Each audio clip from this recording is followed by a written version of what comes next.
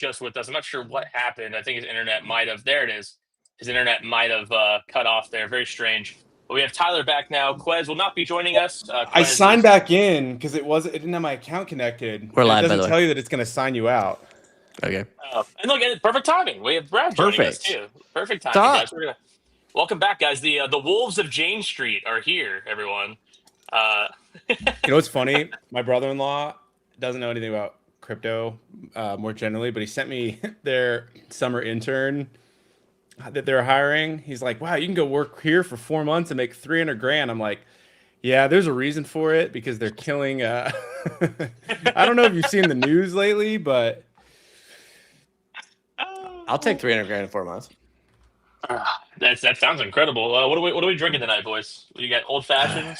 Old fashioned. You know, With Nice, old nice. Emmer, an old Emmer in fashion. It's I'm phenomenal drinking whiskey. Delirium Tremens. It's a very awesome Belgian ale. I actually went to their brewery. It's a when I was in strong beer, brother. I know. I went to the same brewery, the brewery they make these in. I went to that brewery over in Belgium for my friend's bachelor party. It was awesome. So Yeah, cool. that shit's like wine, basically. I think isn't Mhm. it like 10% or 8% something like that? 9.5. So sorry, 8.5. Have you ever Yeah. had a it's so Moretsu? Like I think it's called a Moretsu 10. It's like 10% ABV. It's really good. It's made like a wine. I think it's Belgium as well. It's really good. I haven't tried it yet. But do you guys remember during Oktoberfest when they come out with like the 40% pumpkin beer? 40%. Like a I'm shot. like, that just sounds like a straight to the hospital trip. Yeah. It's like a thick. It's like a mead almost, like syrupy mead. It's like an 80 proof terrible. beer. What is that? That's crazy. Yeah, 80 proof beer. It's a liquor. Legally, I think it's a liquor. No. I've had like That's a. it has I to never be. had a 40%. I've been like had a 15% or even like an 18% beer, but never a 40%. I like that. Yo. I like the pumpkin beers. What's not up? bad. Empress. The Not Empress bad. in What's the up, house. Empress? Somebody send her an invite. Let's do this. I'm a shooter Deemer with us. Yeah, Empress, good. I'm going to send you an invite. You're welcome to join us. It's been a wild week though. Like there's been Yeah. a lot of crazy stuff going on. Like Zach man. posting stuff, Axios, like all this stuff. It's just been wild. Did you see Like- the guy too in the Discord? He was like, "Oh, I bet it's pump fun." Like the guy that was like, accused or whatever that Zach found out. Like that, I thought it was so funny. Yeah, then like insider trading, making money betting on insider trading is funny as all get out. It's Right? classic crypto. It's so funny. Anyway, it's just a mess. Anyway, what are you guys bullish on? Well, 375 AI just opened their beta today. And that was cool. Mark in the I went hat. to 2 I different haven't targets. checked it out yet. I downloaded it, but I've not used it yet. I've been so freaking busy today. How was it today, Brian? I saw you post some stuff in the chat. Good. I went to 2 different targets to use it. There's a little issue with the UI, like after you submit, but it was pretty seamless. It worked really well. It looks really good. I like that. I had the 375 AI app downloaded from a long time ago, but the little walkthrough it gives you at the start, I thought was really good because I hadn't seen that before. So it was good to see that they're adding bells and whistles. It's not like a beta, like bare minimum. It's really nice. So and to see Target and Kind Bar being promoted on a DPIN is really awesome. So it's gonna be cool, I think. Yeah, I was gonna say. Empress says she's eating dinner right now. Brad is eating dinner too. Empress, that's not an excuse. You can still join us and eat and drink while on the stream, actually. So, hey, not everybody looks great while they eat food. Just saying. Some people just chow down. I definitely eat a don't. burrito. I think. Wait, didn't we see you Yeah. eat a burrito? I eat burritos in like 3.5 bites. You do inhale food, if I recall. You inhale food. Sick. It means he was traumatized as a child. No, Well, you know what it is? we had dinner with Brandon at that restaurant. I think you finished your food so fast, if I recall correctly. Yeah, like 30 seconds. So what it was is my mom, when I was a kid, would inhale food because she had like 3 kids back to back. And so she's like, I was busy. And so I barely got time to eat. So I just always assumed that was a normal eating pace. Turns out that that's not a normal eating pace. And now I just continue to inhale food. But Hey, buddy. what's up, Monster Jam? That's a cool shirt. Say hi. Hi. Hello. Yeah, bud. Say D-Pin is awesome. No. Beeping is awesome. We went to Monster moon! Jam To the moon, last baby. week. We even Oh, got did you go to the one in Dallas? yes, we even got headsets and ear protection and everything. So We tried to go to the one in Austin, and it was a little loud for us. But how was it? it was a blast. I'd been at the AT&T Stadium. The worst part of AT&T Stadium was getting in and getting out, but it was a blast. Like to That's see awesome. those things and to see them just destroy monster truck after monster truck, like their tops are shredding off. It was crazy. It was fun. It was loud, but we had nice seats. We're up on like the third level. And, like it was. You can get like a so better fun. vantage point of it all. Yeah, We're talking about Monster Jam right because now. Yeah, that's dude. what we're here for. It's the jam. Talking about So- Monster Jam, Bubba. But- I have to listen to Monster Jam every time I get in my damn car. It's Do you really? So yeah, anyway, not by choice. not by choice. Got to delete kids the like- exhaust. No. So I did want to shift gears and bring up. So Brian, you posted in the chat here about what is that Magic Eden, and then we also have the news about Block, XYZ ticker XYZ, the stock that oh my god, what's his name? Founder of Twitter, Dorsey. blinking. Yeah. Dorsey, Vince. his company. They just nixed 50% of their staff, which is Step huge. Step Finance is closing shop too, right? Yes, and Step Finance is closing shop. So the washout continues.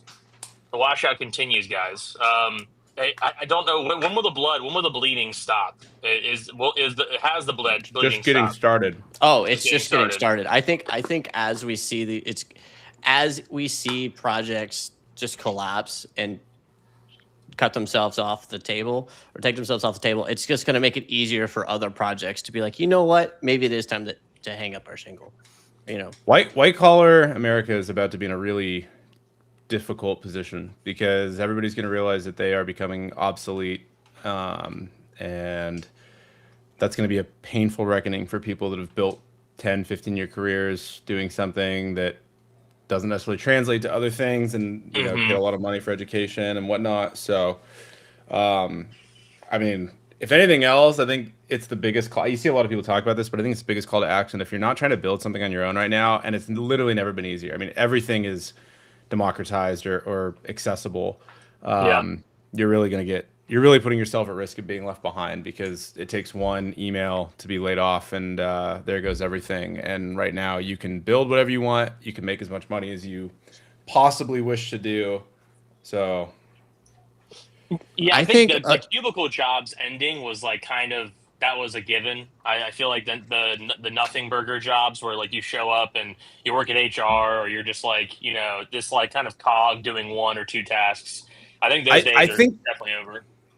I mean, yeah, it's going to still take a little bit of time because the one thing that is still a reality here is that there's companies that move really quick that are kind of startup mentality, and then there's the ones that don't. And so there's still going to be a couple year turnaround time or sort of transition point. But I think the thing that's probably catching a lot of people by surprise is that if you look at what these models were capable of even 2 or 3 years ago, I mean, it was rudimentary at best compared to what they're at today.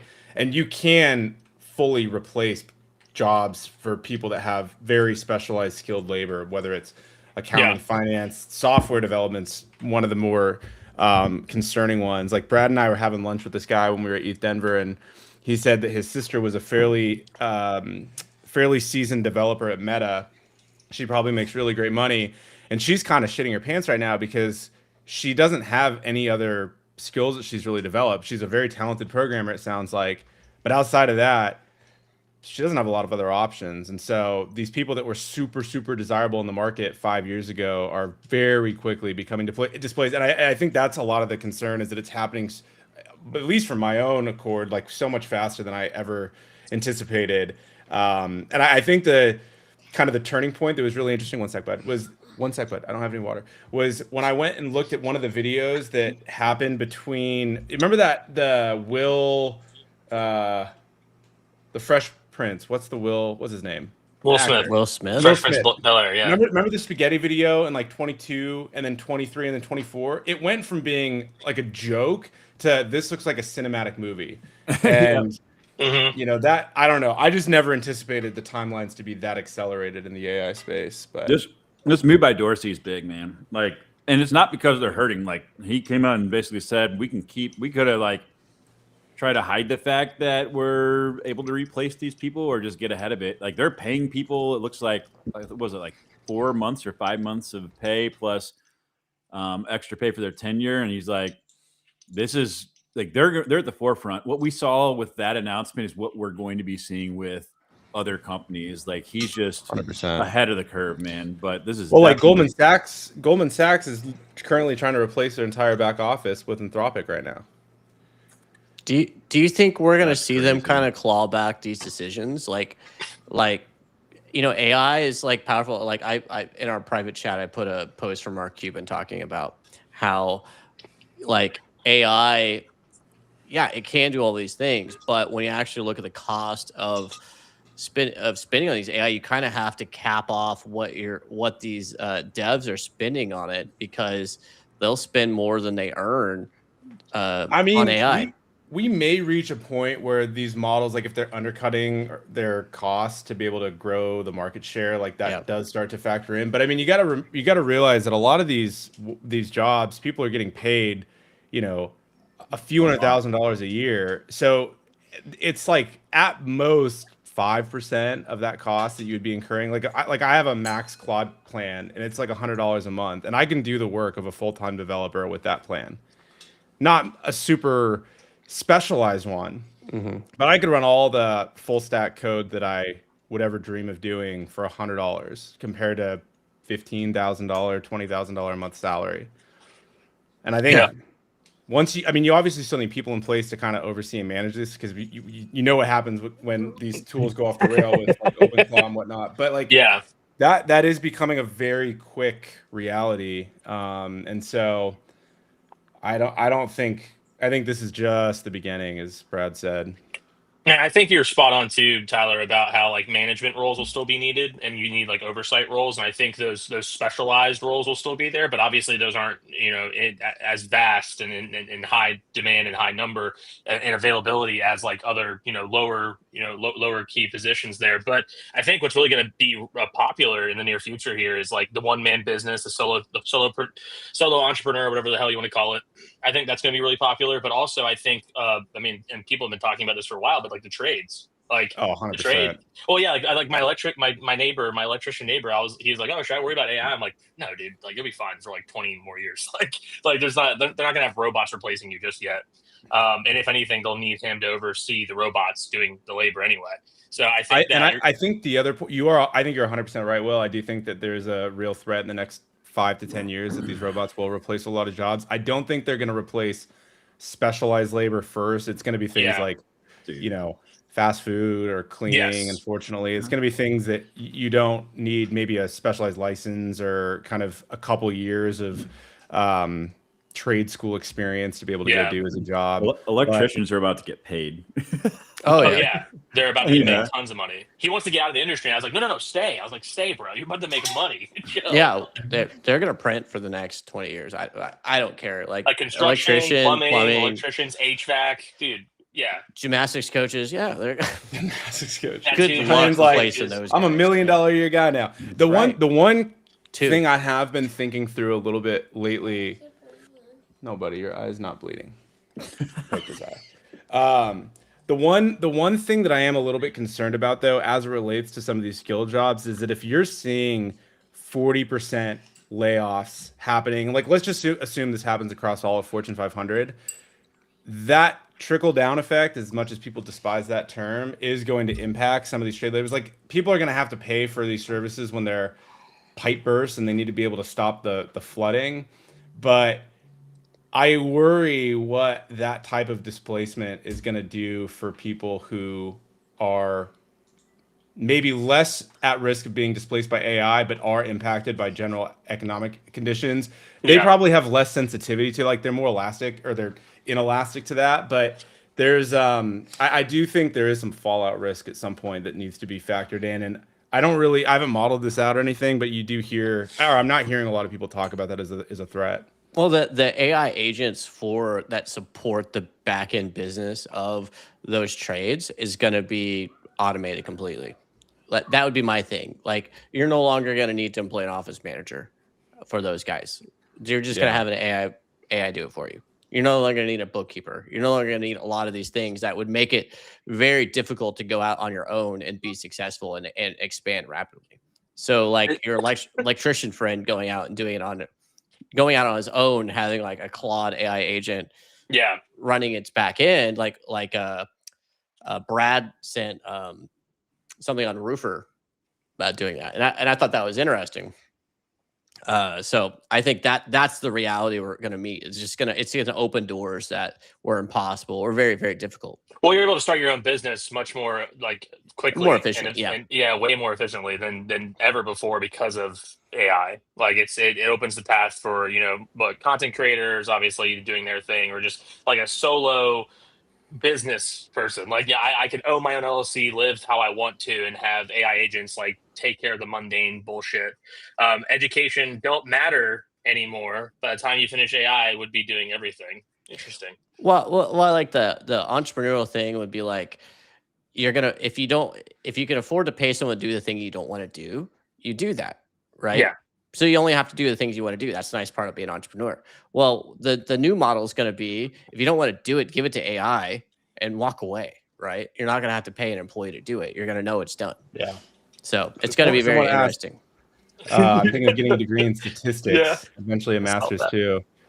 I think that's one of I love statistics. Like I studied that in university as well as part of my degree, but I think that's one of the easiest things that AI can do right now. Yeah. I think there's very little, like if I was a big company hiring statisticians, I would just get AI to do that kind of work. Actuaries personally. are going to be a thing of the past. Yeah. Yeah. So I think it's going to be an interesting time, man. It's going to be scary, but it's also going to be ripe for opportunity because as all this displacement's happening, it's going to create new opportunities like it always does. You know what we should do? We should create an AI insurance agent that sells insurance and model that out, because literally that thing could run in the background and literally people could just go online and use that. It would be so smart to do that. Well, how would it like certify like claims? Yeah, when are we going to reach the inflection point? Insurance agent, not an insurance adjuster. Agents are all people that all they do is sell, right? All they are is insurance salespeople. Right? Okay. They don't process. I see what you're saying. No, I see what you're saying. Like that'd be crazy. Well, it shows up at your doorstep. Hey, listen, so your house is fucked, but we're not gonna pick. We're not gonna go. That's an adjuster. Sorry, bro. even then, like parametric insurance is probably gonna take insurance adjusters' places. But once you don't have to pay an adjuster, life is easy for those guys. All right, we'll pivot to deep in here because I see someone let's talk about 375. What's the safer undergrad degree? Oh, sorry, wait. To be honest with you, right now, I am, unless you want to become like a doctor or something that's kind of you need to be able to go to university for. Like, I think a lot of the things that you want to be able to do, you can learn in a couple weeks of YouTube videos and then do with AI. Like, I studied finance and statistics. I can't tell you the last time. Well, I can't tell you the last time. The last time I actually built a model without using AI was like a year and a half ago. And it's good to know how to be able to do like pro formas and discounted cash, all this kind of stuff. You don't need to go to school for that. You learn a bunch of bullshit in the process. But if you have like a relatively decent understanding of how it does, Claude can build a better financial model than I could any day of the week.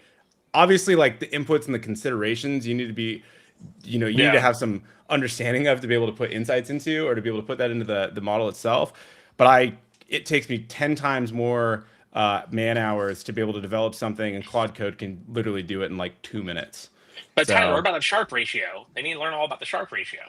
YouTube will be your greatest teacher. And with that, you should buy some YouTube together. For sure. I mean, I'm studying for the Part 107 right now, and AI and YouTube have been incredible resources. So, I mean, you don't need to buy textbooks, go to school, none of that anymore with knowledge like that, at least. I did see that guy's message there. What's good, bro fam? I love that, bro fam. Let's talk about 375 AI some more G's. I don't see any info about the details of buy and burns in their docs. Whoa.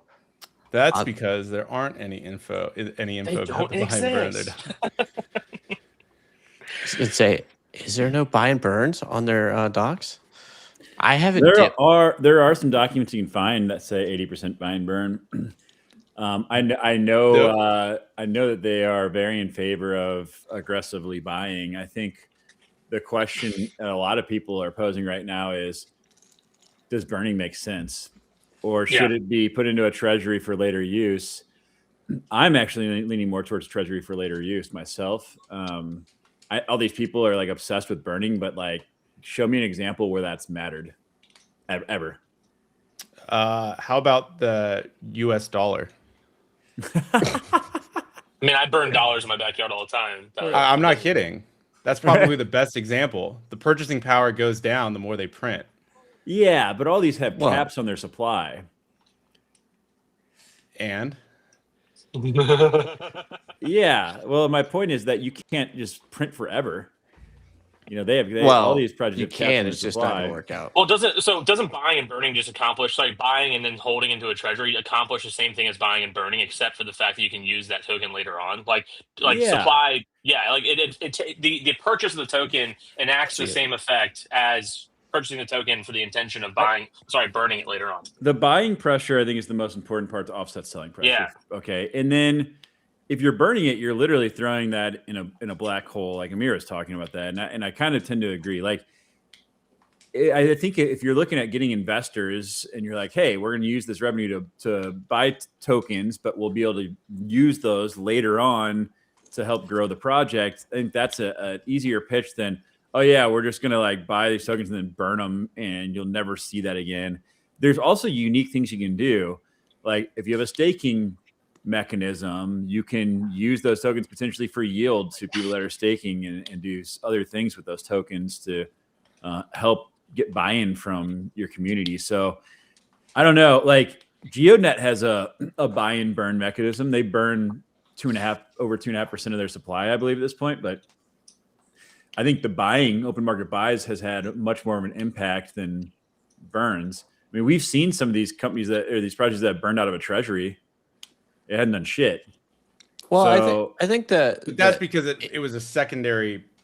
The primary problem is the fact that there's way more sell pressure than buy pressure. That's my point. Is that the open market buys are really important. At some point, if you reach a inflection point where kind of the supply, the price has reached a point where the buy pressure can no longer begin to move the price, because they're either, it's like you've reached such a significant multiple between whatever the revenue is and their ability to acquire it in the open market. Mm-hmm. The only other alternative you have to increase price at that point, outside of the pure buy sell speculative piece that will push the market up or down, is removing them from circulation. We've never really gotten to that point in an economy where, at least in a token economy, where that has mattered. So I don't disagree that in like the first 5 years or so, you could certainly make the argument. But at some point, if your price to sales ratio reaches such a threshold where the open market buy pressure is nominally moving things up, and you've got parity at the retail kind of investor buy sell, then the next mechanism to increase price or to create price appreciation is burning. It is the next mechanism. But I would argue then, if your price is that high where it's no longer moving the needle, maybe the price is overvalued at that point. It could be, but then what do you do with those tokens? Do you sell them? Then you're going to create more net sell pressure. That's the question, right? So do you sell the tokens later to pay for advertising, to pay for, to expand the network, whatever? But I believe that after your project's matured, you can handle that sell pressure at a later date much more than you can at the current state, at least, or you should, or your project's effed if you're not getting to that point. But yeah, that is true. I'm not, I think the open market buys, 80% open market buys have had a tremendous impact for GeoNet, for sure. I mean, you can see the decoupling.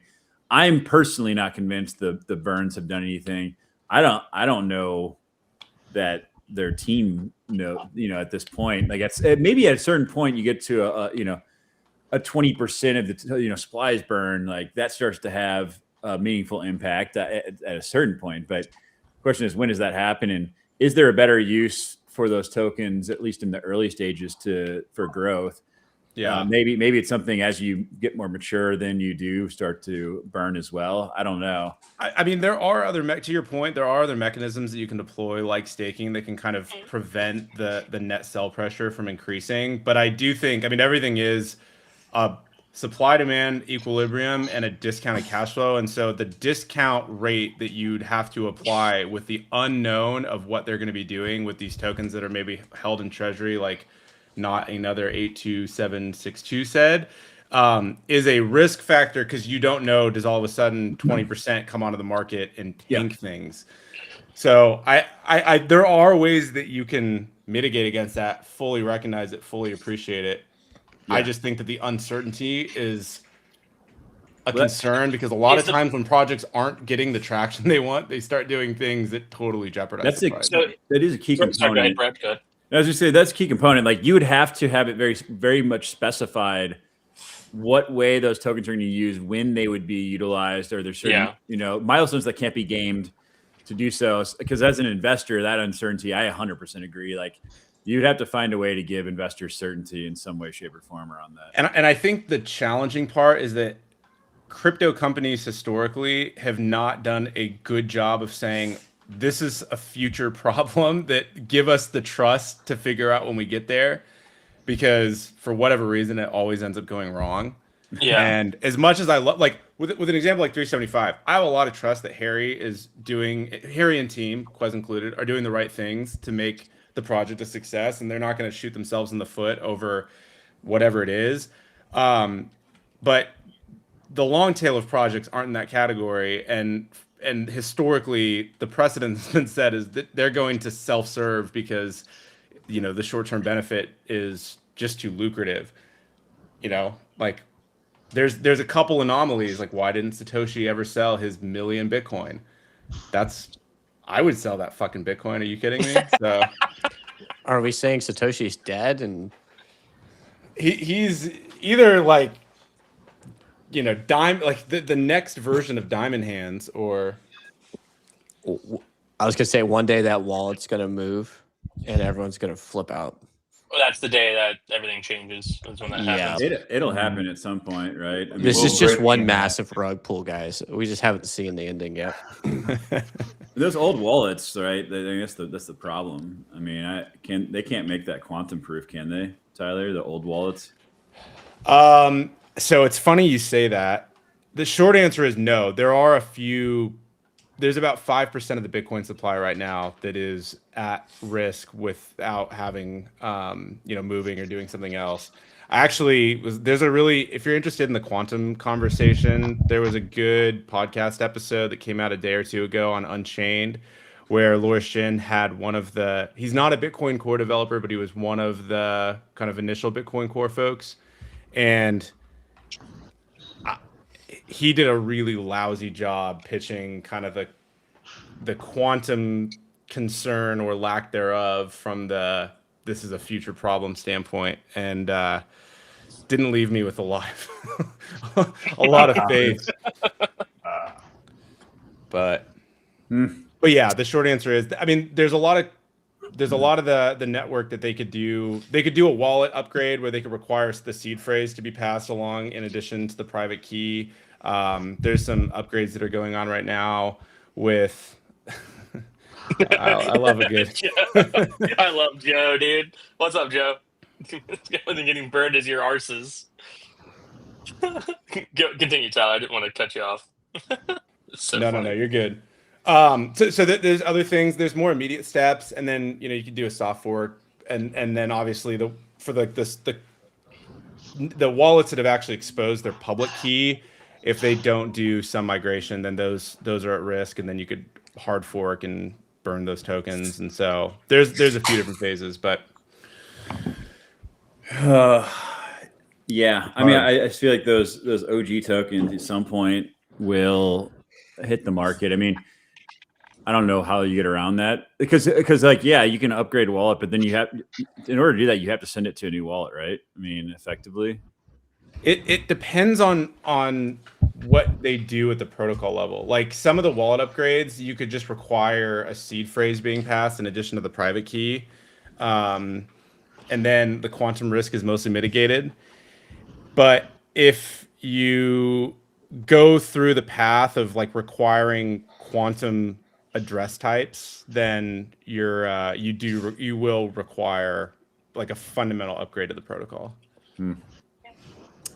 Oh, our guy asked about quants and hedge funds. I meant to bring that up before. You just put the question back in here. I mean, won't Jane quants Street's become, hiring $300,000 for 4 months. Go get it. but aren't quants like just like replaced by AI now too? Like, wouldn't that be the case? My Polymarket bot might suggest that. Wait, your Polymarket bot? We need to know more. At what point does quantum protection add so much friction that it's like not worth it? You know what I mean? Well, I mean, that is one of the ongoing conversations, at least with respect to Bitcoin, is everybody's complaining about like the block size wars in 2015 were a very contentious point in Bitcoin's history. And so there is this, forthcoming concern that everybody's concerned about the size or sort of the network load as a respect to that. So, I mean, it is a thing. It's not. I wish I was a lot smarter on some of the quantum stuff than I am. I basically just you're gonna have to turn that down, bud. I basically just read and kind of take the opinions of people I trust, but I don't know. The chat is fun today. The chat's a lot of fun. Didn't Brad just talk about have an interview with Ariel from iPepper? Not an interview, but we had a discussion. Discussion, okay. Yeah, they've got a roll up, and I don't know if you guys saw that. I didn't know that. I don't know. What's the role it's open? It's the for president of their foundation. Brad, you'd be great. Tyler, let's go. Step up to the plate. I'm busy. I think I'm busy. Prefer not to. I'm busy. Hang on, guys. Sorry. How about no? How about no? Who owns a Hive Mapper here? Anybody? So I ordered one a long time ago. Did it ever show up? No. And when I say I ordered it, it was for my brother-in-law, and then anyway. But yeah, I never got into it. It wasn't my thing. So I think the thing that's really hard about taking a role like that is that I don't want to say the writing's on the wall, but that's not a position that I would want to be in right now, because clearly they've got a lot of systemic challenges that it's like you're damned if you do, damned if you don't. So I wouldn't want to be the one responsible for trying to help course correct a little bit. Yeah, but that's my own take. But I think there's CEOs that like that's their job. They go to companies. They like to go into companies that are struggling, have fundamental issues, and that's what they specialize. They go there. They're there for like 3 years, and then they go to the next project. It's just whether or not somebody's willing to do that for projects like deep end projects, or crypto. Yeah. Yeah. Joe's comment. I have to post this. I'm sorry. This is too good. For being a slicing universe of Donkey Kong. Yep. You know what I realized though is a lot of these projects, if you're not like a truck driver, it's not really going to be worth it for you. Sorry. Like I don't run a lot of like the vehicle based projects just because I don't drive enough. And I consider myself to drive more than the average individual because I travel for work and stuff like that. I don't drive enough to actually make those projects worth it. Yeah. So which is fine, you know what I mean? So they incentivize people that are doing the work, and that's good for them. Bad Bunny join the chat. Yeah, pretty much. So I will say that Super Bowl show was underwhelming in my opinion, but let's continue the conversation. Brad, you still have a fairly large Hive Mapper fleet. Does it make any money right now? I mean, HTCs are fizzled out or phased out. So, I mean, I was very early in Hive Mapper, built out a large fleet and rode the wave, man. If a lot of these projects, if you get in early, you can make a lot of freaking money. GeoNet's finally one that's like, hey, their token is up 400% from the last bear market still. The rest of these is kind of dog shit. Like Helium, I think still, if you're doing brownfield deployments, like you can still do quite well. But for Hive Mapper, like, here's the deal. Like you've got to get a camera on the secondary market for like $100, pay $10 a month. And if you drive a lot in a high value area, you can still more than cover your cost. And then your bet is that the token rebounds and as market conditions get better. Yeah.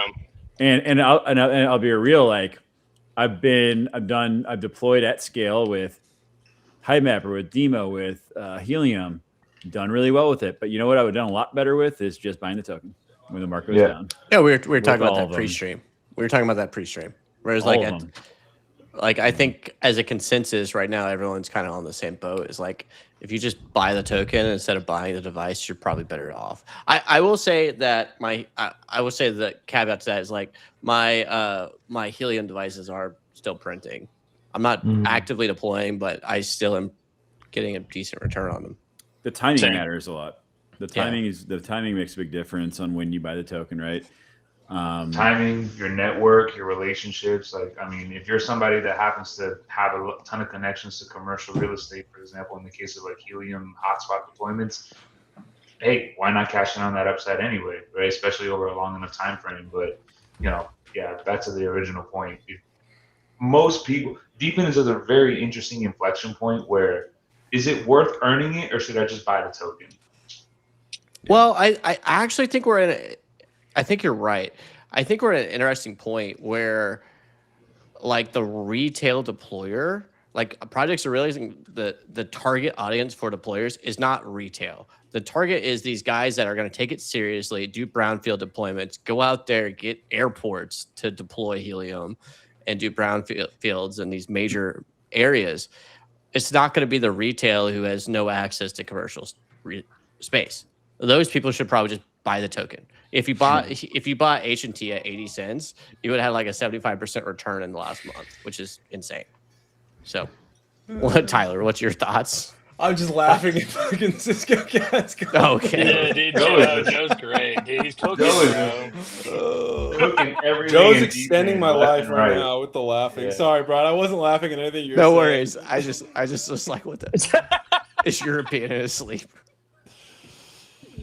Anyway, That's funny as hell.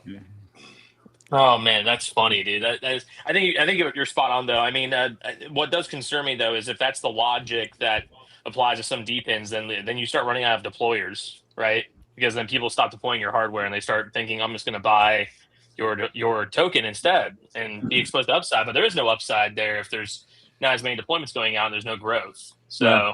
That's why I'm looking at like 375 AI, where they're installing cameras on billboards professionally. People are buying fractional ownership into it. It's a kind of intersection of DeepIn and InfraFi. The app is going to rely on contributors, but it's not requiring capital investment from the contributors. So to me, like it's a nice synergy between those two, where you don't have to rely on fickle DeepIn contributors. Because let's be real, DeepIn contributors, if you go into these discords, all they do is bitch all day long. All they do, they complain all day long. They want to break even in like 4 days, and if they don't, and then when the market's up, they just sell. Joe talks about quitting his job and then makes them cut the rewards, and then everyone literally spends their entire day bitching about rewards. That's all they do. Then they trash the mods, they get banned, and then they have 10 alt accounts that they just harass you nonstop. 10 alt it's accounts. Kind of insane. Yeah. It's just crazy. that was 15, not 10. Yeah. And I will say this: if you have 10 alt accounts on Discord, get a life, grow up. GeoNet's one though. GeoNet, I know like a lot of people that have deployed a lot of GeoNet and very happy. So I think again they're breaking the mold, right? To where they've made their tokenomics work, where there's value accrued to the contributors. And what do you think? You can share that one. Share that one, William. From a old Especially the influencer. influencers. Yeah. Yeah. Hell yeah, From- Joe. Cheers to that. Hell man. yeah. Joe had the biggest following of all of us on YouTube. Of all of us, for real, bro. I love you, Joe. I love you big time. He let the darkness consume him. Just went full. Yeah. The dark side of deep end. That's next week's stream is going to be called that. Joe's like Batman. He's like, ugh. But it is funny, like all of its timing.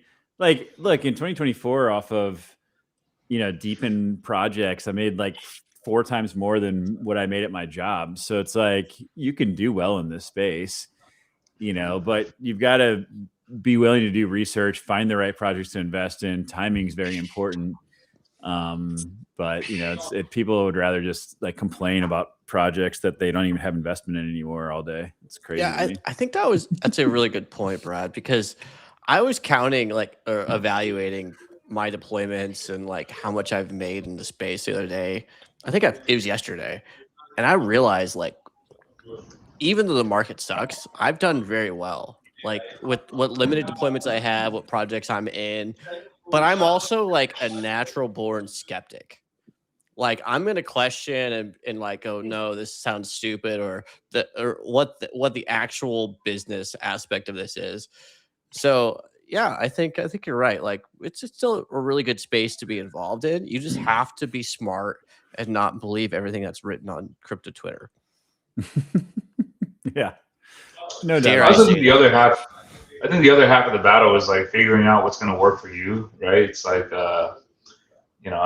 one of the things that I explicitly ask people in this latest beta testing update is like, there's no reason to go out of your way, right? So we just did this big launch with 375 Go V3, that super cool partnership with Target and Kind Bars. It's a pretty decent win, I think. But I'm not asking people to drive 30 miles outside of their city to go scan one shelf in a Target 40 miles away, right? Like it's listen, man, if you happen to be rolling around a Target that's like next to the place that you're doing your grocery shopping or whatever, you want to participate, like do it. Like that feels like my wife likes to spend all of our money at Target, so I feel like there could be some honey, here, take this phone. Some ways to offset that a little bit. First off, it's Target. It's Target, yeah. And I can't wait for like 10 people tomorrow be in Discord Intel Quez. I drove 30 miles to scan this, and I didn't make enough. And I didn't make fucking and nobody told you. Dollars, like fucking scam. I told my wife, I was like, hey, it's funny. There's a project. They're doing this. I need to go to a Target. Another Target. So I was like, I'm gonna stop on the way. I'm gonna stop on the way home for my kid's school, and I'm gonna stop there. I'm gonna do this, but I want to go to the one over here on the other side of town. You want to go? And she's like, of course I want to go to Target. There's a lamp I want to look for.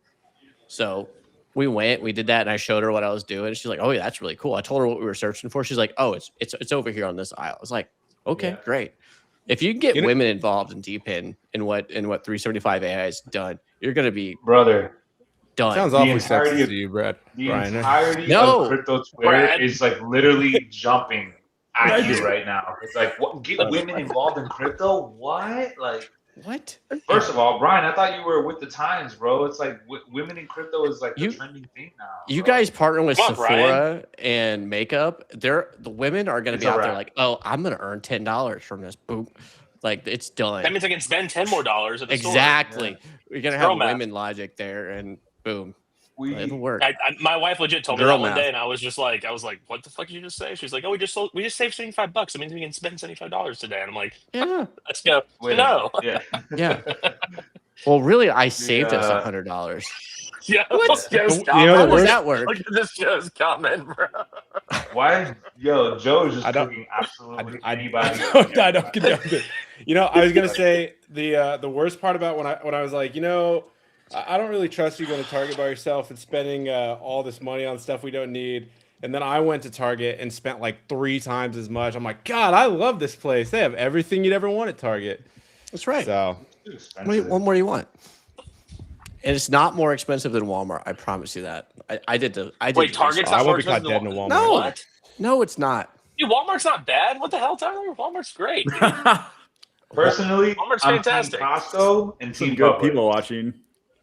Public. We don't have No, Publix down here. Walmart's good because like you get to keep your guard up the whole time, you know. So like you're just like you stay sharp while you're going like to go buy really cheap groceries. So I don't want to do none of that. That's too much. So yeah, I literally went to the Walmart today. There's a cop out front, and like there's like 3 cop Crazy. cars out front. Welcome to Tallahassee, I right? Yeah. was like, exactly. I was like, damn. Brian and Tyler probably have a Tom Thumbs. Yeah. No, we have Kroger, HEB. HEB's hitting strong. It's You guys got to get an HEB. HEB. HEB is like the best. Publix, dude. grocery Publix store. on the way. Publix. Trader is so good. Joe's. Oh my god, I love Trader I Joe's. like TJ's. They're expensive also. Yeah. They Yeah, got good, but they your got some food- good frozen stuff. Oh my True. We don't have a gosh. TJ's down here, Brad. I know what TJ's is. We don't have them down here. You don't got them? Yeah, they're kind of nice. The it is 375 AI the first deep end to have a brand like Target attached to it?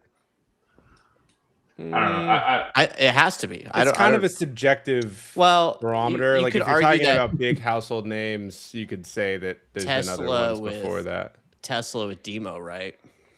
I guess I you wouldn't could even call argue that. No, I would say like like Helium's relationship with T-Mobile is. Yeah, pretty I good. mean, I know they're. Yeah. I hear you. I don't know the nuance or the details of the 370 of your guys' arrangement with Target, but I mean there are other big deep in companies that have worked with other big Fortune 50 companies before or Fortune 100. If this is just the beginning, right? Yeah. If this pilot works out, this will be phenomenal for the space. 375 is that's- probably the fastest to get to that. Yeah. Maybe I don't know. I'd have to look the- back, but everything kind of blurs together on the top. Like the 375 story arc to me feels like it's been less than a year, even though I know it has been more than a year. More than a year. Yeah. So that's where I have to kind of double check. Slow it down a myself little on bit. that. But Yeah. what It just blows moves my so quick. mind is 375. Yeah, they have this really expensive physical device, right, that you can deploy or pay to get deployed. But they have the pivot of allowing more people with 375 Go, and now they're pivoting into the retail space. It's good to kind of see them spread out, where as other people have like a very laser tight focus. So I think this is an interesting development for a project.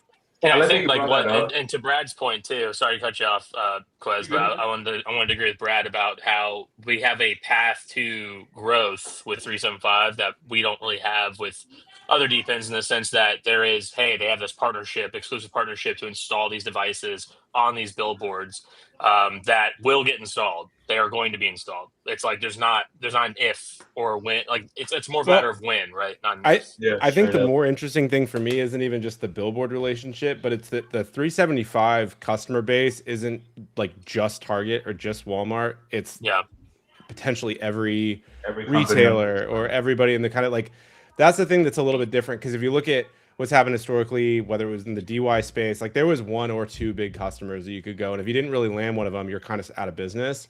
And that's certainly not the case with 375. I think you guys probably have the widest customer opportunity out of most of the deep end projects out there, which I think is pretty interesting.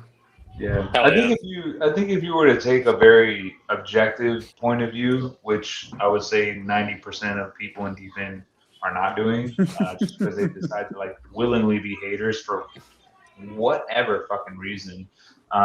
Yeah, I mean, like from the 375 edge side, like you could serve effectively almost every company under the sun. I mean, let's just say like Walmart or Target, for example. Sure, we're like helping them in the retail side, but like even also on the distribution angle, like from logistics, like that's another angle that we could serve their business in.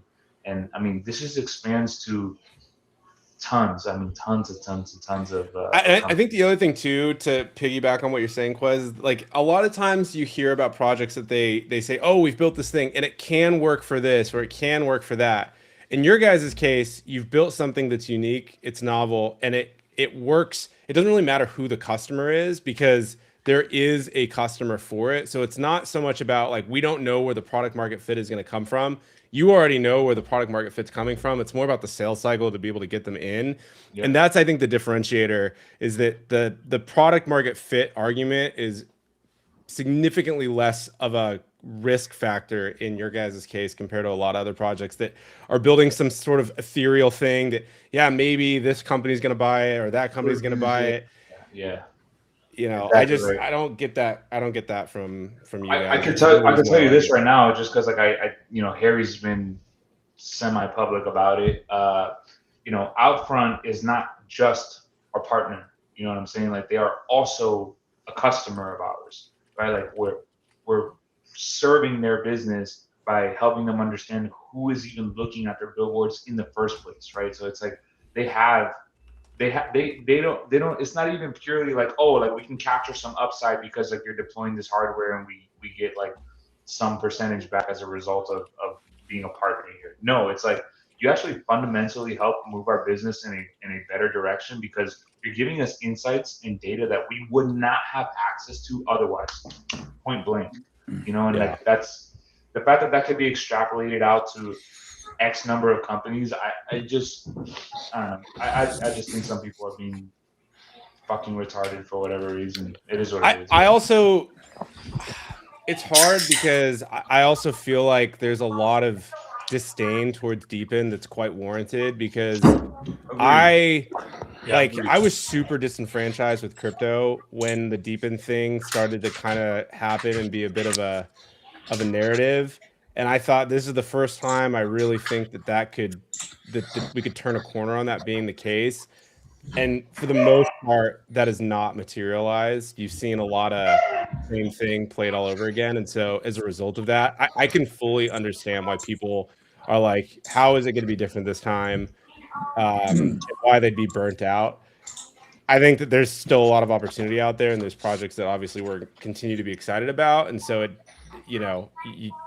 sometimes you're gonna have to put that past yourself to be able to get on board with it. But I don't necessarily disagree with the disdain towards Deepin right now because I think a lot of it is warranted. Well, it's understandable. It's understandable. I agree.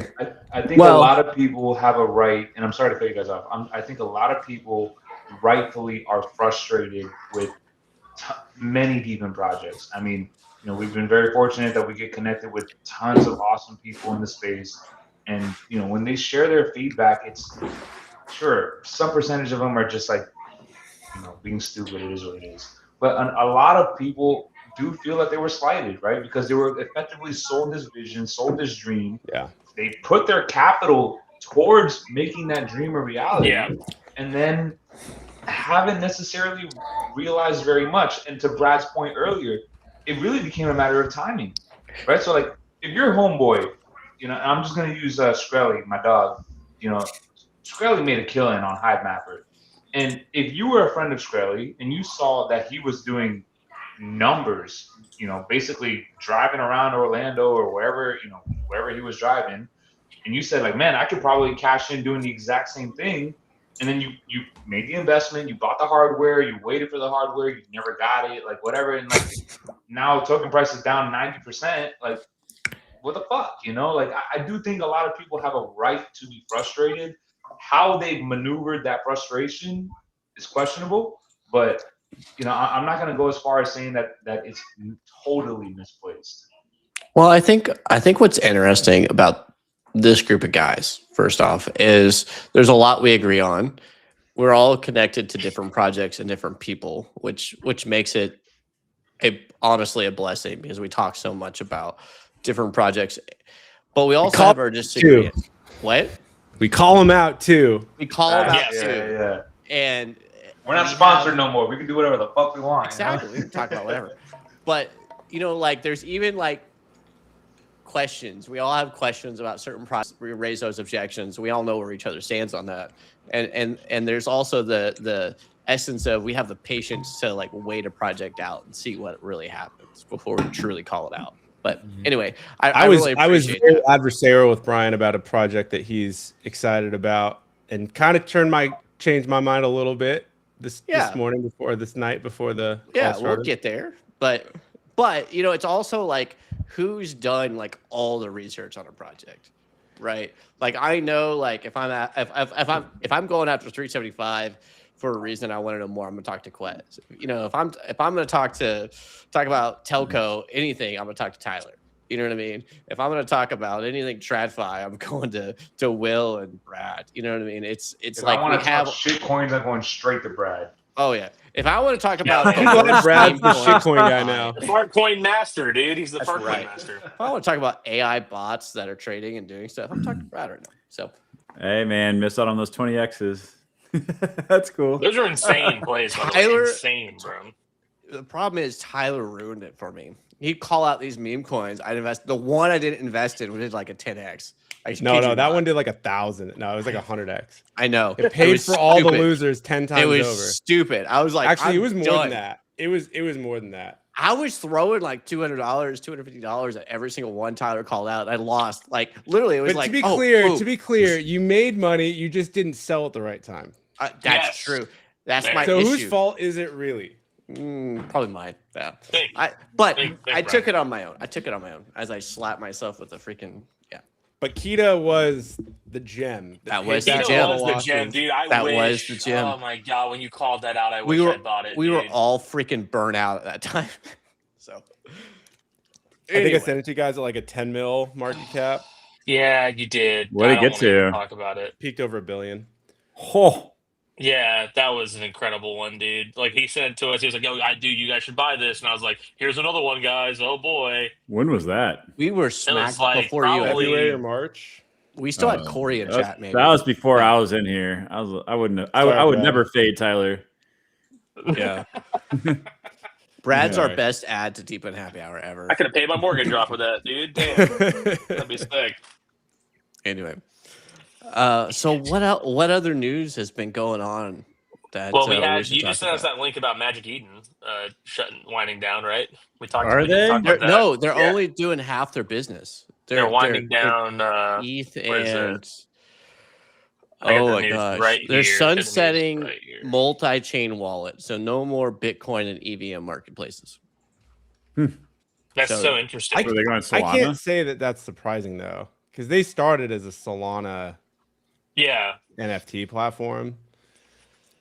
They just get tired of maintaining it. They're like, well, why do this? This is well, not where the the Ordinals, revenue's there's a lot coming. of traction. Like Really? Ordinals have just like lost all traction. They're like our biggest contributor. William is on Solana anyway. So Jaja was like, yeah, you got to wait 36 hours after someone Yeah, talks right. to you because you're just their exit liquidity. That is so true.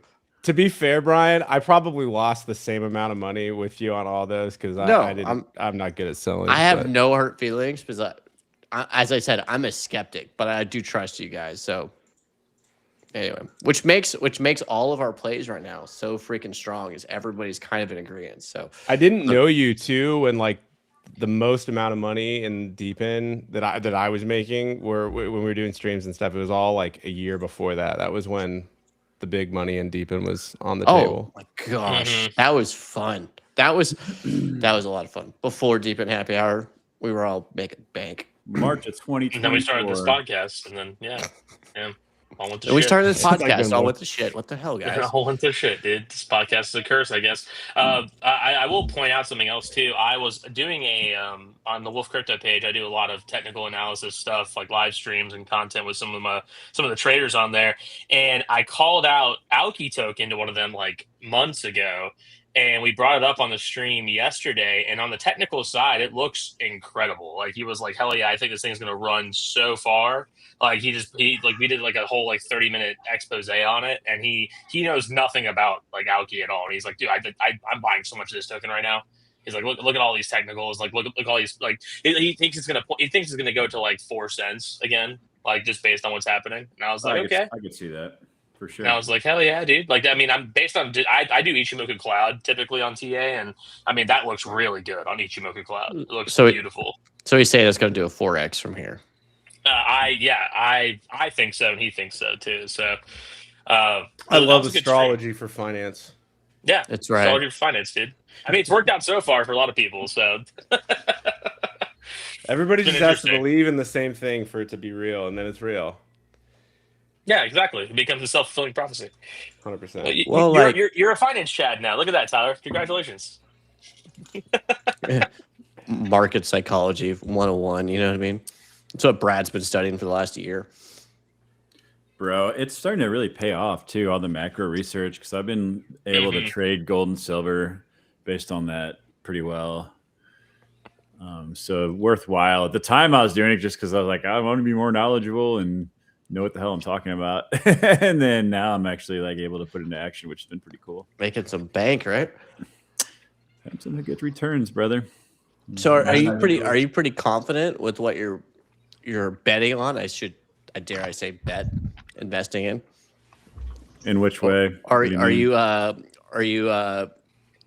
I mean, I would pretty hope he is. He's putting the money conservative on your down. bets right now, or are you betting quite a bit? I say bet like I don't know, like a compulsive gambler. Betting? What do you mean by betting? Investing in like your plays, are you investing quite He's a bit? saying like, are you like Convictions, your convictions, daintily basically. investing, or are you like in like you're just going hog wild right now? Are you yeah. These scalp trades is like they're not like big positions, you know, like some of these gold and silver ones I've gone in a little bit heavier on because if there's a macro event that I feel very confident in, then yeah. But some of these scalps, I'm like tight stop losses. So if it doesn't go the way I'm hoping, it's like minimal loss and then just kind of riding it for, 30, 40% gain.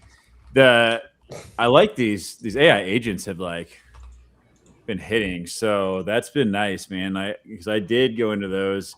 I doubled down after I saw Jesse Pollock talk about the one that I was invested in on stage in East Denver. And I was like, all right, time to double down here. So those have done pretty well.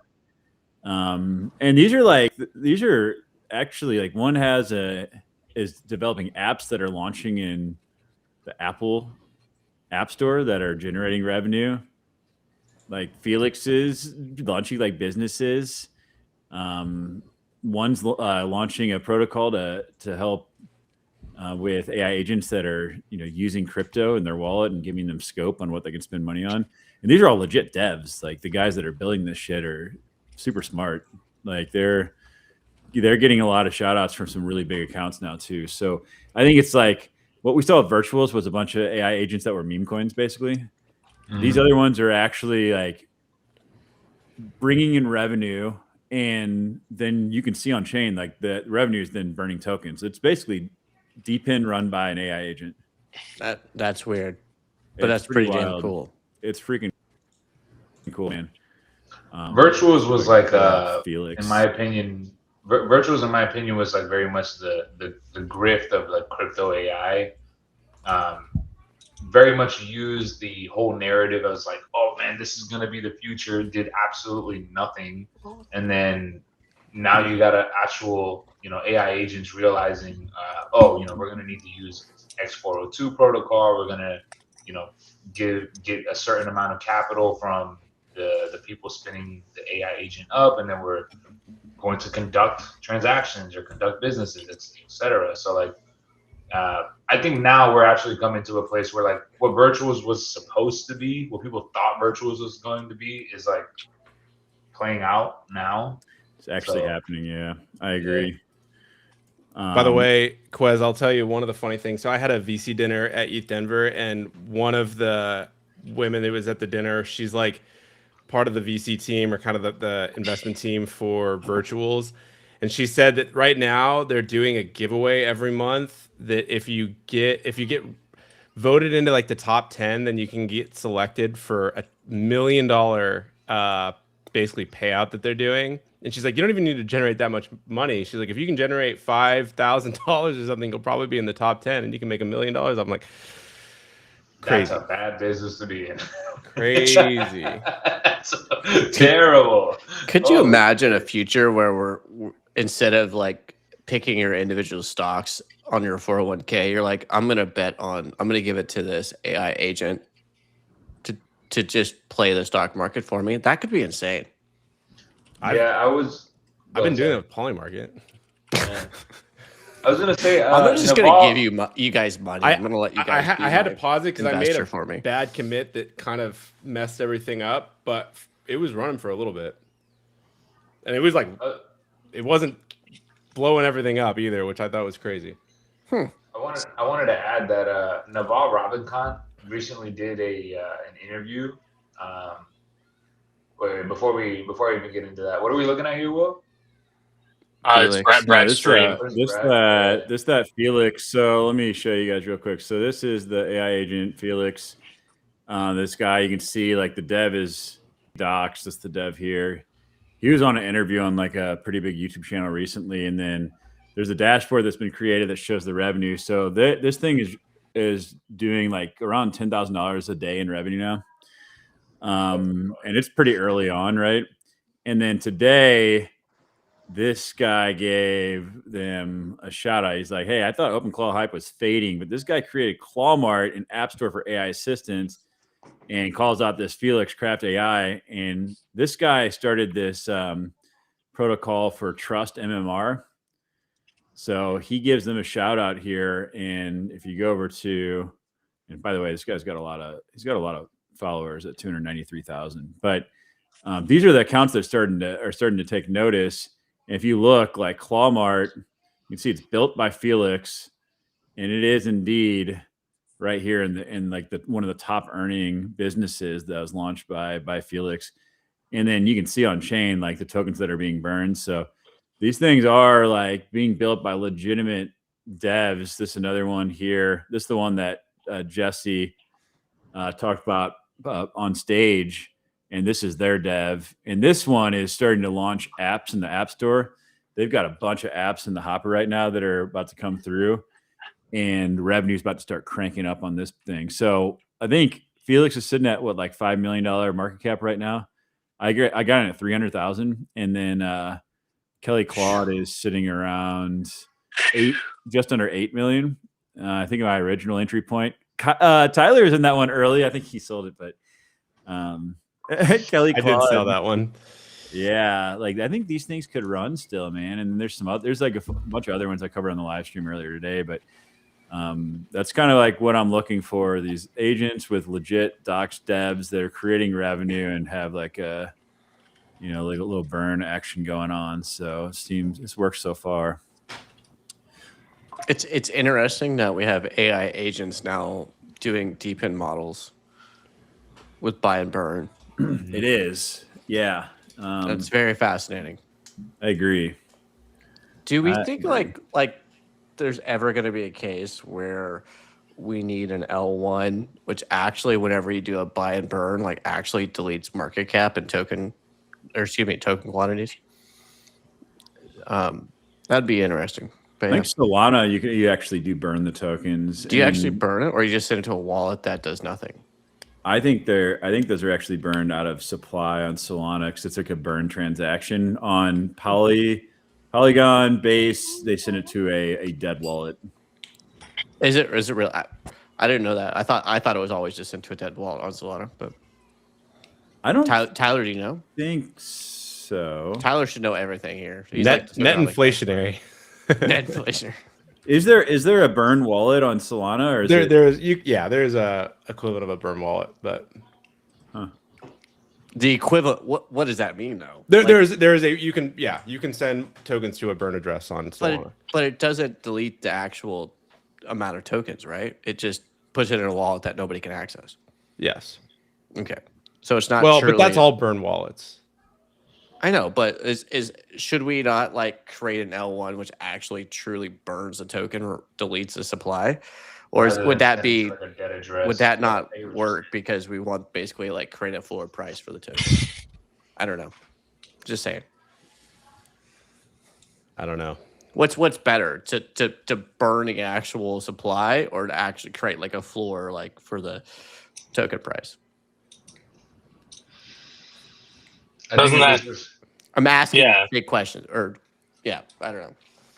I think so long as it's respected to demand. I mean, like going back to fundamentals of economics, right? Is like there's a certain amount of supply and people own however much of it, and there's a demand for that supply.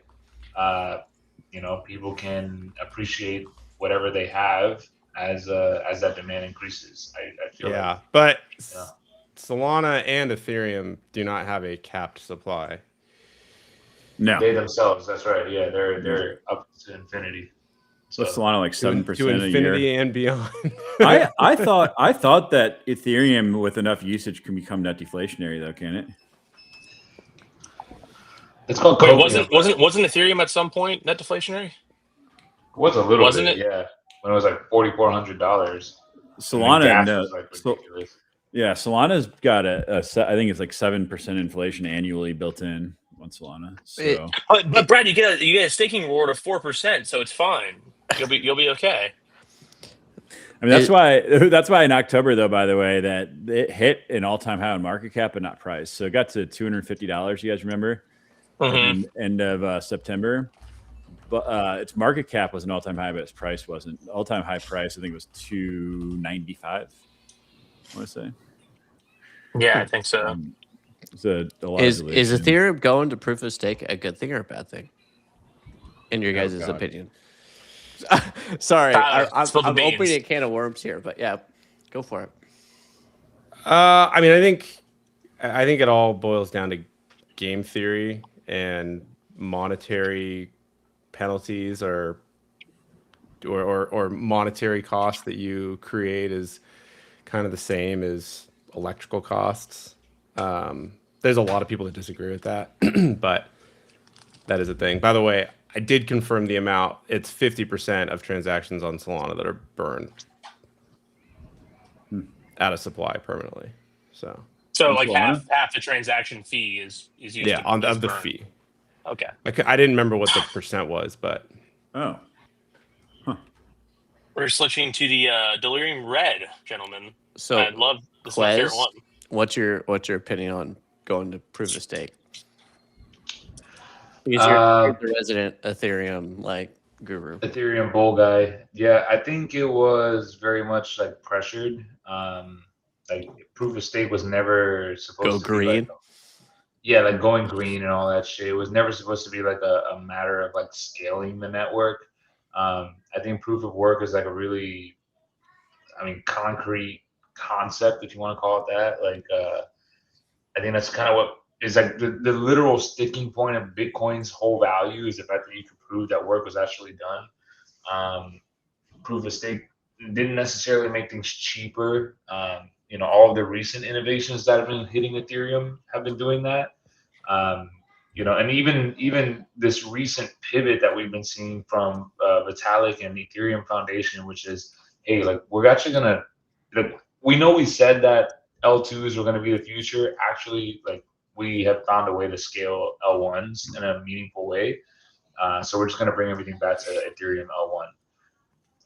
Like whether proof of stake was needed for all of that or it was like external pressures, I don't know.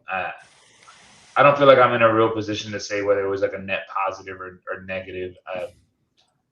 From my preference, I would think I would have stuck with just proof of work, and I would have ate whatever cost came with that. But this whole notion of like, oh, we're gonna go proof of stake because it's going green. It's like, brother, there are people still consuming coal and burning gas like nobody's business, and nobody says a goddamn word about it. So like all of a sudden we have like the world's greatest technology ever, and that has to be green. Well, Bitcoin, like they kind of spun the narrative of, oh, it's actually good, like that we're proof of work still. Like if you look at like Mr. Wonderful, like he's like, oh yeah, it's great. Like if we have extra electricity, we burn this. Now we have a byproduct essentially that we can actually like associate a value with. Like it's interesting to see kind of how people are spinning the narratives at this point.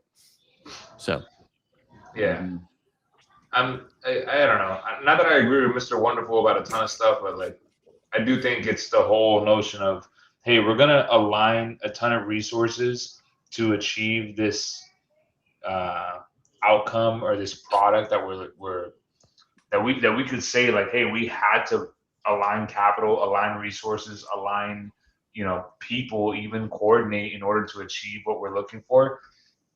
I think that's technically the whole notion of like kind of what we were saying about the whole self-fulfilling prophecy, right? Is that if enough people believe in this thing, and that then therefore it actually is valuable. I mean, I can make the same argument about gold, right? Like there's effort in finding it, mining it, refining it, melting it, shaping it into whatever you got to do, and then like now it's this valuable thing, But I don't know. Maybe I'm just going on this. I think the one point though to like the proof of stake, proof of work argument is that proof of work fundamentally denominates the kind of the value in an external commodity, which is energy, versus like what's the dollar backed by? Faith and the military. So I can see that argument being one that's what are we doing here, bud? All right, sorry, I got my kid with me. No worries, bro. So I can see that being a quote unquote valid argument, but I think as long as you don't lose face in kind of the monetary trust, then they effectively accomplish the same thing. Well, essentially, DPIN is proof of work. Like I think that's like the reality of the situation is we're offering a service for a fee, and I think that's probably a great part of it is we're not dependent on a massive amount of electricity to solve useless problems. We're providing a service, and you get paid according to how you contribute. So much benefit there, but it's interesting to see projects shift over, just because I think Ethereum was a little bit more of a societal pressure to be greener and proof of value essentially. I like what Skrelly's saying. I mean, he's very aligned with our boy Brandon. Brandon's very much with the same thing. He's like, he even calls it proof of economic value, economic activity, activity, right? Yeah. Yeah. So anyway, I'm sure there'll be news on Conduit soon enough. So. Oh. What does that mean? Oh, what? True. Oh wait, no. Brad missed on. No, we can't talk about it. Brad missed the alpha. Brad missed all of the pre-conversation because he was too busy getting food. He was and fighting somebody in the parking garage. From what I was not happy. Were you fighting over a parking spot? No, bro. So I was coming back from the gym, and I had allowed plenty of time to like make food and get ready for the stream, and then there was some like public event where these people were like parking in our parking garage, and we have like elevators in our parking garage. We have like valet drivers that park the cars, and it was just completely slammed. And it's the high-rise life in freaking Chicago, man. It's wild. So, dude, I'm coming to visit. Just saying. You wouldn't think it's my background. I have like a really nice like lake view, and it's pretty legit. But anyway, so I couldn't get pulled around the circle drive. I'm like waiting, and then there's like a line of like two cars behind me. We're waiting to go in, and then some schmuck decides that he's just like better than everybody. He's like, oh, I'm just gonna drive in there and like leave my car in the middle of everything. And I'm like, bro, do you not see like multiple cars waiting? Like, who are you? So I finally get in there, and I'm like, bro, like you must think you're like super important or something. I know you saw all of us waiting. And he tried to play dumb, and I'm like, whatever, dude. So I didn't even notice. And I was hangry. That's the worst. I was like, I need to eat. You're post gym and you're angry. Bro, I was waiting like 25 minutes. I was like, this is ridiculous. Yeah. But anyway. Did you pre-workout prior to workout? Like go like the C4 or what? So I'll tell you what, I changed my pre-workout. I don't take pre-workout anymore. I do a couple of dates. A couple of what? You broke up there. It is like dates. So dates. Okay, nice.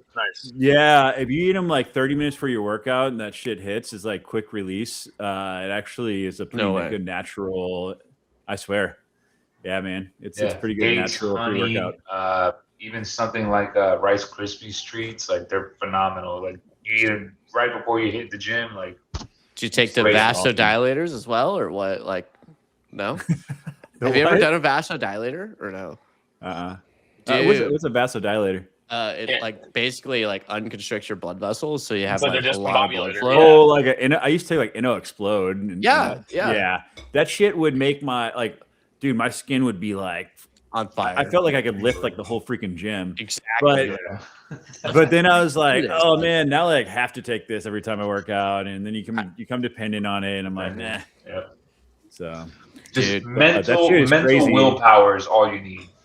Yeah. That's it. yeah, man. I just need So- 2 Zins and I'm like in the gym, ready I to used to go go. to the gym like at 5:30 in the morning, raw, just water, Five? AG1 in me, dude. 5:30 in the morning. I would do that I do that Monday through I- Saturday. If you I have can't never work out super early in the morning because like I Crazy, just bro. don't. I'm too tired to be able to lift. If Oh, you've I never hated it. bench pressed or Hated it, deadlifted bro. at 2 a.m., you are missing Oh out. no, 2 a.m. I love a good Oh late my night late workout. night? Gosh, Yeah. a 2 a.m. workout, guys. Oh my God. If you haven't tried it, if you're in chat, literally go to 24-hour fitness, 2 a.m., take a vasodilator like Nas and just C4 and just freaking kill it. Bring a couple cheeseburgers with you, and I swear it's like the best. A All right? couple Yeah, Brian, I cheeseburgers, gotta right, get a- Randy? That's right. I gotta get a lift with you, Brian. Like I've worked out with all sorts of people, and none of them have ever brought cheeseburgers Yeah. to the lift. So that's a first. I'm telling you, you're gonna have Fighting the between freaking sets. best. Vasodilator, bro. Oh, He's like, you need between to get sets, the vasodilator, dog. Here, Dude, come on, Quest. you Get will. it. It's the best. All right. Hey, If you can eat during workout, do it. I swear. to Bro, God. you've got to be. They got to be call you the burger guy at your gym. burger guy. There's no way, dude. You can't bring a bag of burgers to the gym 100%. and everyone just be like, He what comes the fuck? in with like 3 Whataburgers. He's like, "This is the best Yes, burger I sir. ever had." I was Yeah. no. You got to go to Wendy's and Oh, get those yeah. burgers. All right. I I was- always made a joke. Baconators. My wife doesn't like it, but like my side girl is Wendy, and I got to think Oh. for the redhead. We They definitely do Like, I do have the to right think for word. Wendy, The chocolate Wendy's Frosty, cheese, the- the Wendy's cheeseburger. Oh man, The Frosty Fusion, too, Tyler. the what? At the Frosty Fusion, have you seen that? Their new Frosties at No. Wendy's. Yeah, it's like they have Pretty full blown milkshakes now, dude. It's crazy. Dude, Wendy's is so underrated. It's not even funny. All right. It's very good. Wendy's is It's very good. it's literally the best. Anyway, You're muted, I was Tyler. benching 365 at the time. Just say that. Yeah. Tyler, what were you saying? I was gonna say, I think for all the commonly placed fast food restaurants, so not like Shake Shack, In-N-Out, all this stuff. I think Wendy's is the top of the top for me. Did you say you're Bro, benching Skrelly's- 365? What's up? Did you say he's benching 365? I benched. Brian said that he used to. My max bench was 365 at the time. I don't believe that for a second. At Mm. 165. I do. pounds. As a gymnast, your upper so body. you're strength right. is- You're right. Tyler's right. Gymnast. I have a forgot for video second. somewhere. I will try to find that video. That's Skrelly pretty says going wild. up a ladder for a 24-foot high hanger roof to improve my 4D Sky tripod mounted antennas. F in the chat if I die. Dude, good freaking Respect, luck. Skrelly. Respect, man. Massive respect. Vibe out, G. You know, my plot was colder than Shut the Chicago in fuck up, December. Jesus. Who is this? What is that the is heck that am I deep? reading? Is that Deepin's like 10th alt account? Who is this? It probably is. I'm not sure. I think That's it is. alright. Look, this is some guy who I don't even know who the fuck he is, but I made a video a while ago. I was doing a live stream, and I thought my audio was working well, so I played a song that I really like called "R.I.P. Young" by Isaiah Rashad. And what you guys are reading out there, you know, my plot was colder than Chicago in December. Yeah. So like all these, Hell yeah. I don't know I don't know who this guy is or why he's gone to the extent that he has to try and like make me like. He thinks that I want to be some kind of fucking rapper, bro. I just like music, you know. I don't know who the guy is, but like, you know, I appreciate you. You're a fan. Thank you so much for tuning in and like being my #1 hater. But like, That's how you know you made it, really, Quez. really. You I made made it, it. Yeah. I Engagement. made Let's it, bro. go. You know, so like, and I'm sure he has a hard on like nobody's business right now because he's finally been recognized after being ignored the entire stream. So congratulations, not another 82762. You have made it, brother. You can go to sleep. You, bro. Salute, It's like- salute That's to in the you. chat. I waved That's the in the white chat flag. for- It should be Yeah, alt account 82762 because that's how many fucking alt accounts he has. You've done it. You That's made right. it, brother. You have achieved bliss, and I God bless you, truly. By the way, Well, I saw Rachel in the house. Rachel. here, I'll scroll up here. Where was it? Yeah. Here to support Deep in Connection. It was great meeting you in Denver. Hell yeah, Rachel's legit, man. She's got Unchained Media. You guys should check her account out. But Rachel's awesome. We should. Well, come on the show. I was gonna say we are reaching an hour and a half. So why don't we start wrapping up? Let's let everybody go around and talk about what they're excited about, specifically in Deep In, because I know we get off topic and we have a lot of fun. But what are we most excited about coming up? Other than 375 AI, I know we're probably all going to talk about it, but what's up? What are you guys excited about? Absolutely nothing. No. I hate to say it, but that's pretty much where I'm at. So close the laptop right there. One thing I'm excited about, I'll share. I'll go first. Dude, I saw that Chip. Shout out to USDAI, was doing their coin pre-sale or whatever with CoinList, and like I forget exactly how much they were trying to raise, but like they had only gotten like 1 or 2 mil of the total amount they're looking to raise, which is kind of crazy. I do think that's a project that's like really, really underrated. You look at what's happening with the folks over at Block. Jack Dorsey just laid off 40% of his entire, organization, and this is across I don't know how many different businesses. And this is a business that's doing really well, by the way. Like they're projected to continue growing, continue making more revenue, and still, his exact reasoning is that, well, AI is basically automating a ton of stuff for my workers, and I just don't need 10,000 people anymore. Yeah. I do not see the consumption and utilization of AI slowing down at any time. I think USDAI, much like a ton of other deep in projects, are notoriously mispriced.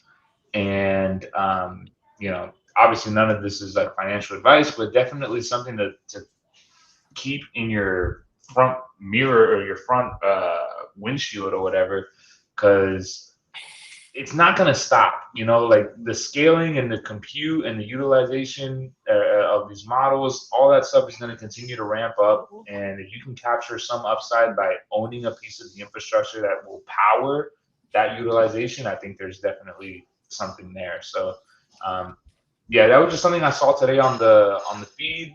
I thought it was really interesting. It's kind of, and if you look at the replies, it's just a bunch of doomers. A bunch of people like trying to shit on them and say like, oh, this is all like, again, like all the fucking haters do. It's all a scam. None of this is gonna work. Whatever. And again, like maybe you guys have a reason for having that perspective. Fine, whatever. But try to look at things from the other side. There might be. Don't always assume that you have the full picture just because you've been wronged once in your life. It's not always how it works. So that's definitely something I'm excited for. Of course, 375 AI. Like I'm obviously a big time bull there, but more partnerships on the way. That's all I could say.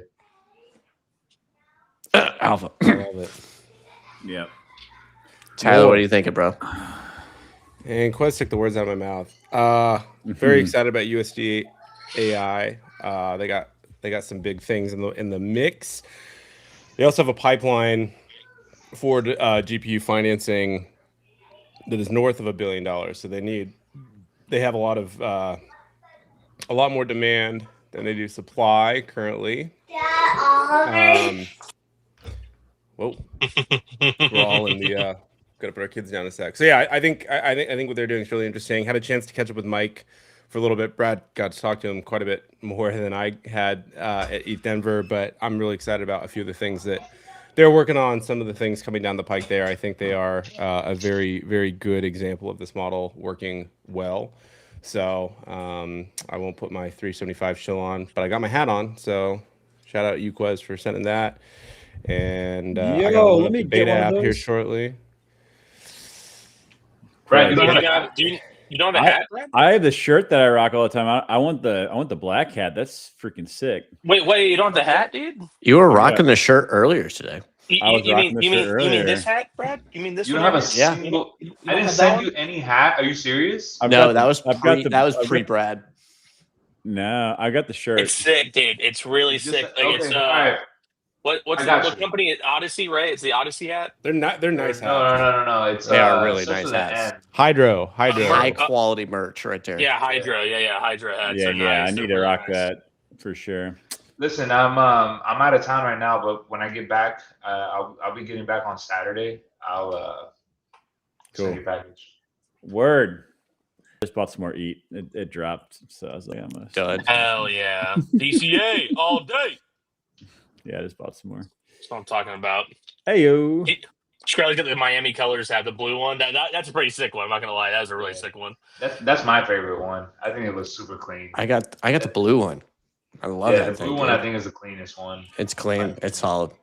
Not gonna lie. Nah, black Then- one's where it's at. Just saying. I have another one that's black with the white strip on top. I don't know if you guys have seen I that have. one. Yeah. Adrian wants to listen, know. Adrian, you sound like a real one. I don't know you personally, but send me a DM 0xQUEZ on Twitter. I'd be happy to hook you up, dog. Yeah, Adrian's cool. He comes in my live streams a lot. Give me a hookup, man. Look at that, man. He's a real one. He's not one of the haters. Anyway, Will, did you say what you're excited about or no? I mean, I'm excited for a lot, dude. I mean, beyond sounding too repetitive about 375 AI, I mean, obviously that's someone that we're all very bullish on. Alki is working on a ton. I mentioned how I'm very stoked about the trajectory of their token price here, possibly based on a lot of TA we've been doing. But outside of that, just seeing what they're building and seeing what Nils and the crew got going on. I mean, it's incredible to watch. So I'm really, really bullish about what they're doing outside of USDAI 375 AI, of course. Silencio as well. The fact that they can pay people in stable coins, USDC really proves a point that maybe the future of Deepin is stablecoin rewards and not just simply token rewards, or maybe a combo of both. So we'll see. But I'm very excited about the future.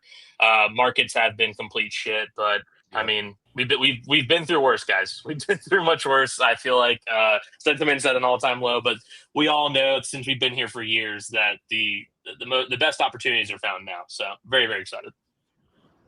All right, Brad, you're up, bro. Whoop whoop.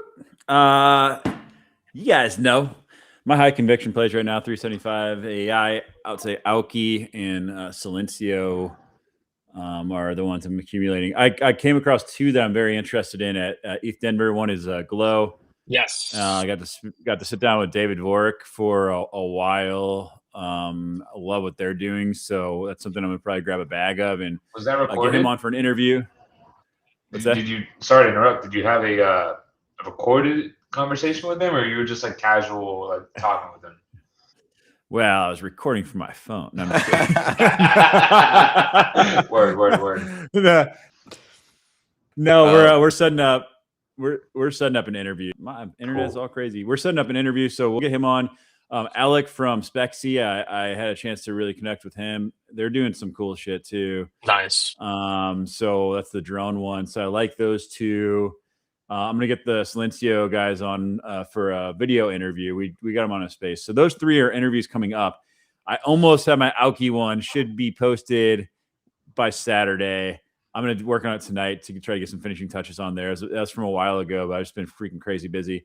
And then after that one, I've got the Akash one I've got to edit. So I got Greg on, their founder. So Greg Suro, is it Suri or Sura? I can't remember. But Greg. Suri, I think it is. Suri, yeah. Sori. That's right, Suri, yeah. That was a great conversation. He's like, man, I haven't done an interview for a while, but this was really good. We shot the shit. We ended up shooting the shit for 2 hours. We had 45 minutes schedule, and we were just going at it for a while. And he was talking about some of the hackathons and the energy at these things in San Francisco right now. He's like, it's nuts.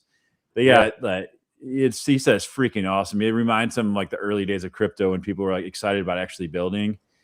And Ashton Kutcher is coming to these events and stuff, and he said it's just freaking electric. So excited to get that one. Brad, sorry to interrupt. Just to give you some context about where the 375 team comes from. My manager worked for Greg. No way. Yeah, so we're I got a ton of respect for Greg and a lot of the work that they've been doing at Akash.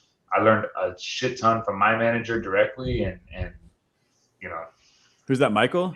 that's Mike. Yeah, he's I would love to awesome, get man. Mike on the fucking pod, man. Like here, just like with us and doing the happy hour with us.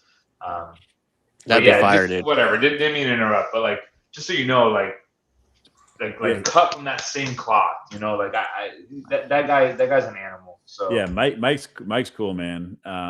He's definitely legit. So I'm excited to get that's 5 interviews that are coming up, 2 that are already recorded that have to get edited. So I'm excited about that. I think the AI agent is the meta right now. I mean, there's a lot of money flowing through those. If you can find like the real ones, I think those are legit and worth looking into.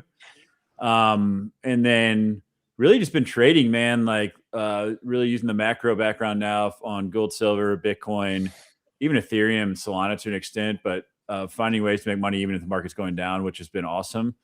And then really just stacking up these deep in plays. So feeling very optimistic, man. And really, I think once you unlock the ability to find ways to make money regardless of market conditions, it really can change your mindset quite a bit.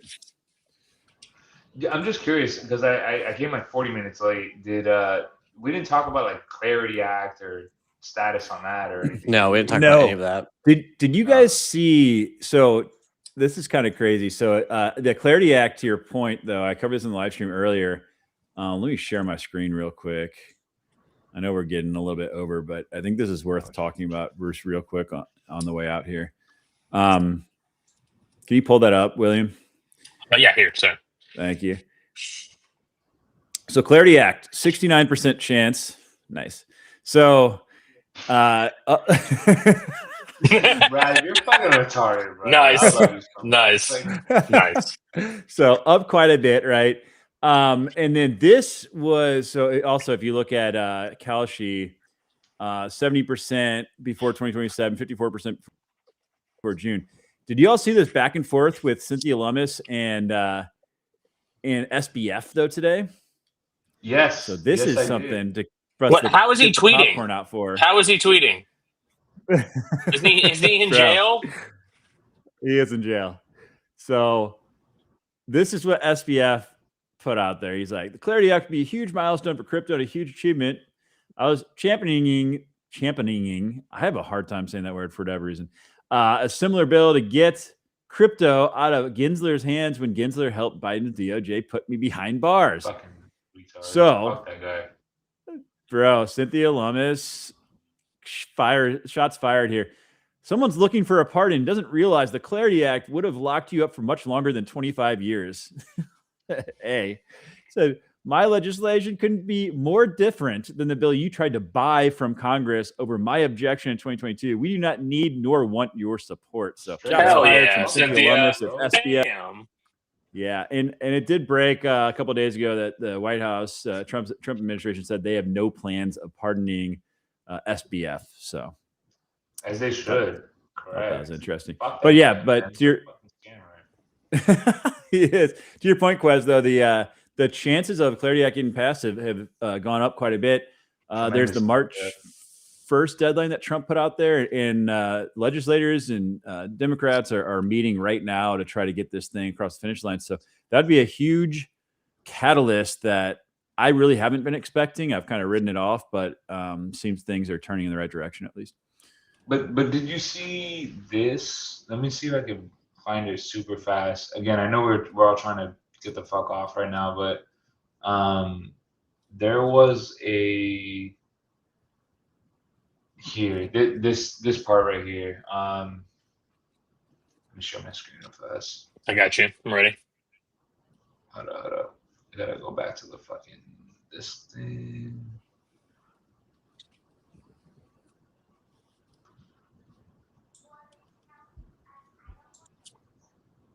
And then I'll go back over. Yeah, the main thing that was like a key takeaway that I thought was here: earning yield on idle balances, a key crypto industry goal, is effectively off the table. The debate has narrowed to whether firms can offer rewards linked to certain activities. I feel like, a lot of people are shitting on Brian Armstrong saying like, "Oh, like bro, you're the one that's holding up the bill. Like, what's going on?" You know, his whole take on a no bill is better than a bad bill is kind of on point. I kind of Yeah. had my take here, which was effectively,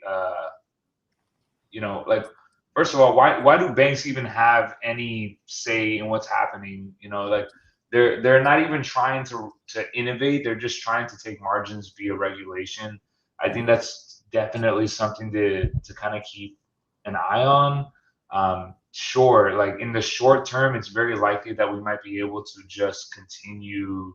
We might be able to advance this bill and get the Clarity Act passed and bring trillions of dollars onto the on-chain market, whatever. Like that might be great, but at the cost of consumers actually being able to take advantage of their idle balances, stablecoin rewards, staking, all the like all to protect the banks. Yeah, I don't know. I get it from like one end, like the banks are like, oh, we're under all this scrutiny, blah blah blah. But at the same time, they have with fractional banking, they have a 0% reserve requirement. These states actually have more stringent requirements for backing their stable coins with treasury bills. So, but they don't want the competition, right? I mean, that's really what it comes down to. But anyway, I mean, I don't know. What's interesting though, and I'm wondering if there's a workaround that says like if it's sitting in a wallet, you can't earn yield. But I wonder if there's something that you could like say, hey, I will sign this contract that you can move my tokens back and forth, and that's technically a transaction, and I can earn yield that way. I wonder if there's some workaround they can do to tie it to an activity per se. Even if it's like wash trading or whatever. Yeah, right? yeah, like, yeah. Not even like some real activity. Well, but would staking be considered like an activity? Then? I don't know. That's what we don't know exactly. Yeah, like so I don't know. Clarity. I'm optimistic because like I would love to see the capital inflow to on-chain markets. I'm a little upset that like it should have just been the case that consumers can earn yield on their USDC. Like I don't see what the problem was with that. Oh, banks aren't going to be able to capitalize. Banks bitch and moan. They bitch and moan constantly Well, with financial innovation. Offer a better product, like innovate. Like they're citing deposit flight risk. I mean, they did the same fucking thing with ATMs back in the day. They're like, oh, ATMs are gonna fucking ruin us. Yeah, straight up. So whatever. I didn't want to derail the conversation. Just something that I saw. No, I agree. I agree with you, Brian. Your closing takes here. My closing takes. Or things you're excited about as well. I think I'm excited to zoom out a little bit and kind of see where the whole industry of crypto and Web3 is going. And I think like the playbook's changing. We're seeing some interesting things with AI, and I think we have to take advantage of that monetarily. But I think like there's a bigger picture here, and we have to kind of zoom out. And I will just say is, don't leave Conduit out of the equation. There's no way to get involved right now, but I think we're going to see some big news coming out. And I haven't talked about Conduit or preached Conduit in a long time. I'm getting some updates here in the next week or so, and hopefully I'll be able to share a little bit more with you guys soon. So, hell yeah, let's do this, guys. I'm really excited, and I think we're going to see Brandon and Ken and some of the guys back on the stream here soon. So let's hope we can see that, and I think that'll be some fun conversation. So anyway, Quez, take us out. Well, ladies and gentlemen, this has been another banger episode of the Deep End Happy Hour. Whether you are a hater, lover, or anything in between, this is the very place that you can have all of the opinions, all of the expressions, every bit of news and updates that's happening in all things Deep End in an hour and a half segment, maybe more. Sometimes it is what it is. Hope that you were able to enjoy this one. If you like what you saw, definitely give us a follow. And if you didn't, then comment why you hated us. Don't worry, we definitely saw you in the chat anyway. It is what it is. But we're going to keep rocking and rolling. You know what it is. So, yeah, to all my haters, thank you for holding it down. We love you guys, and we'll see you on the very next one, Thursday, 8 p.m. Eastern Standard Time. Will, get me out of here. Yeah, we'll see you guys then. Quest, thank you so much for the outro there. Everyone, enjoy the rest of your evening. Enjoy the rest of your week.